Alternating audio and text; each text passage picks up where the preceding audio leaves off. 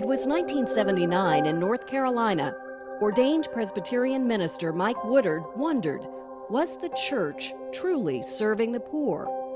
He and some friends began to brainstorm. In our youth and arrogance and naivete, decided, we could really do this better. So why don't we?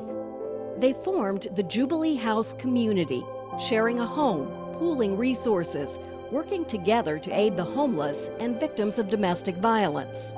We're going to come together and we're going to try to live as we understand the church was meant to live.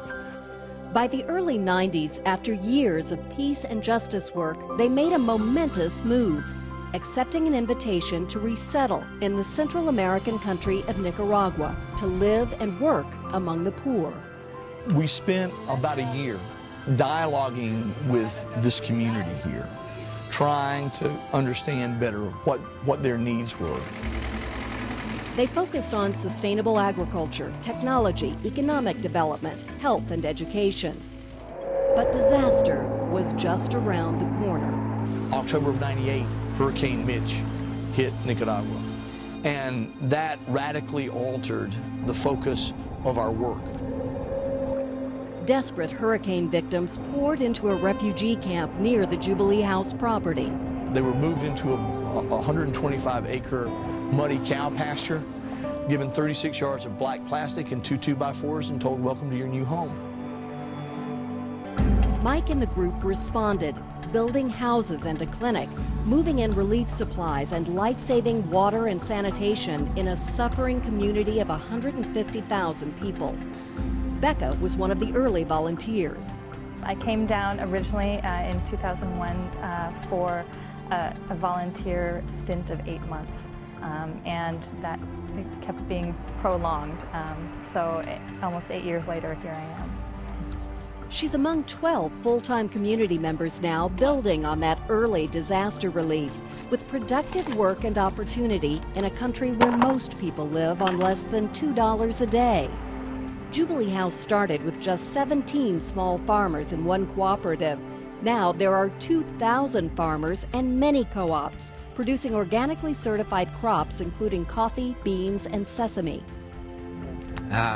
Excelente. It's excellent. In Nicaragua, we'd had very hard times, but Mike has helped us to get work.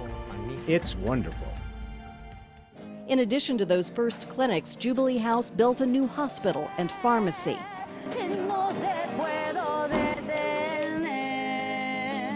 Microcredit programs help start businesses, including Marta and Luis's music CDs and crafts.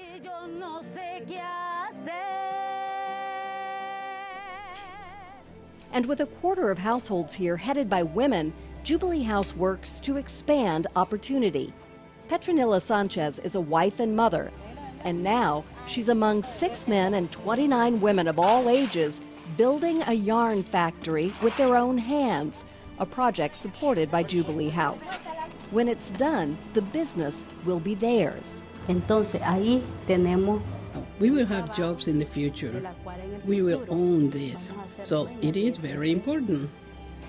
Mike's dream is to reestablish Nicaragua as a cotton producer, expanding markets and creating worker co-ops from growing and milling to making materials for organic cotton clothing. The ideas center on trade and business, but the inspiration is deeply human.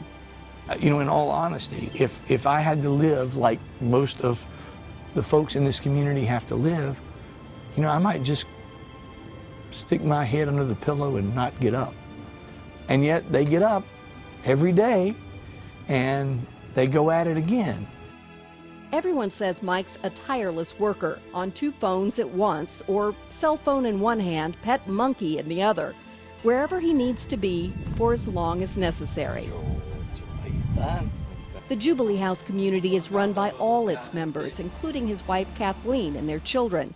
But Mike's deepest belief about his fellow human beings is always at the heart of the work. These are our brothers and sisters. Really. Not make-believe, not pretend. And I can't imagine leaving my brothers and sisters to live like this and not try to do something about it. Una persona que As a person, Mike came to Nicaragua with the goodwill to help, with no economic interest for himself. For 15 years we've endured hunger together, a lot of things together. Please excuse, it makes me so emotional. The challenges are steep, but Mike says every moment is worth it to live and work in partnership and try with all he has to build a better world.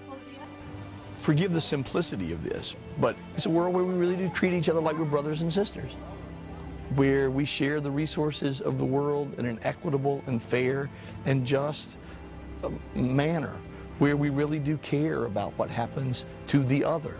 That would be it.